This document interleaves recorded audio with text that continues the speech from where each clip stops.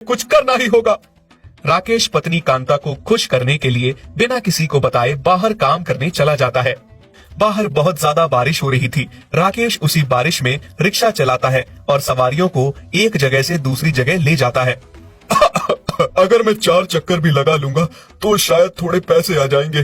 कांता के लिए ज्यादा तो नहीं, एक जोड़ी कपड़े और गले के लिए हार ले जाऊंगा, जिसे पहन के मेरी कांता बहुत सुंदर लगेगी और खुश भी बहुत हो जाएगी। बेटा सोहन। हाँ माँ। तुमने अपने बाबा को देखा? कहाँ है वो? बहुत देर से दिखाई नहीं दे रहे। नहीं माँ, मैंने तो नहीं देखा। मोहन, तुमने देखा क्या अपने बाबा को? नहीं माँ, मैंने भी नहीं देखा। तो फिर कहाँ गए होंगे तुम्हारे बाबा? मुझे बहुत फिक्र हो रही है। बिना बताए तो कभी कहीं नहीं जाते। बाहर बारिश भी हो रही है और ऊपर से वो बीमार भी बहुत है। हे भगवान, बस वो ठीक हो।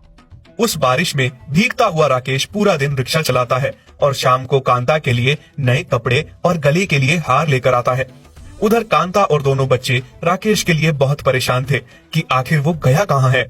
कांता! ओ कांता! कहाँ थे आप? मुझे आपकी कितनी चिंता हो रही थी। जानते हैं आप, बिना बताए कहाँ चले गए थे और बारिश में भीग कर आ रहे हैं। आपको पता है ना, आपकी तबीयत कितनी खराब है। भीगना आपकी सेहत के लिए ठीक नहीं है। अरे कांता, मैं कहीं नहीं गया। तुम्हारे लिए कुछ कपड़े और गहने लेने गया था। सभी व्रत के दिन नए नए कपड़े और गहने पहनते हैं और तुम 2 साल से बिना हार श्रृंगार के ही व्रत पूजती हो। कितना प्यार करते हैं आप मुझसे, पर मुझे इन गहनों की जरूरत नहीं थी। मेरा गहना तो आप हो, बस आप ठीक हो जाओ, मेरे लिए वही काफी है। कांता, तुम मुझे ये गहने पहन के दिखाओ।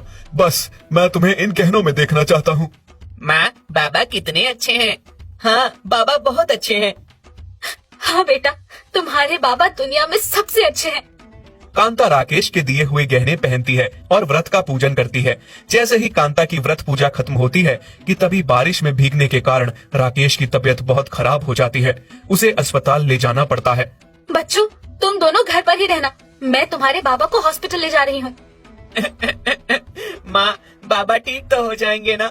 हाँ माँ, बहुत डर लग रहा है। बाबा ठीक तो हो जाएंगे ना? हाँ बेटा, तुम्हारे बाबा बिल्कुल ठीक होकर घर आएंगे। राकेश की तबीयत बहुत खराब हो जा रही थी।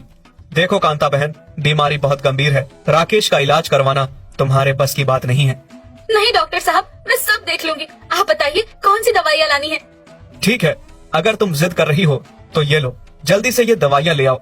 टाइम ज्यादा नहीं है। जल्दी से दवाइयाँ नहीं मिली तो राकेश मर भी सकता है। नहीं नहीं डॉक्टर साहब, मैं अभी गई और अभी आई दवाइयाँ लेकर।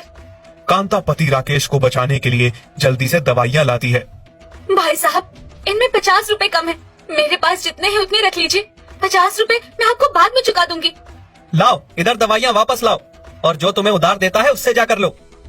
भाई साहब, बस 50 रुपए की ही तो बात है। मुझ पे भरोसा कीजिए, मैं दे दूंगी, पर अभी मुझे इन दवाइयों की सख्त जरूरत है।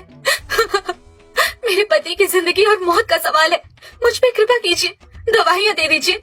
यहाँ दिन के 1000 मरीज आते हैं। 50-50 रुपए की सबके साथ उधारी रखूंगा तो कमाऊंगा क्या? जाओ, निकलो यहाँ से। दवाइयों वाला दुकानदार कांता को बिना दवा के ही निकाल देता है। कांता रोती हुई वहाँ से वापस आती है और देखती है कि दवा टाइम पे ना मिलने के कारण राकेश की मौत हो चुकी है। ये क्या हो गया जी? आप मुझे छोड़ के नहीं जा सकते। मैं आपके बिना कैसे जीऊंगी? बच्चों का क्या होगा? फिर कांता बहुत उदास रहने लगे थे। राकेश तो चला गया था, अब कांता को ही अपने बच्चों का सहारा बनना था। थोड़े दिनों में कांता ने फिर से रिक्शा चलाना शुरू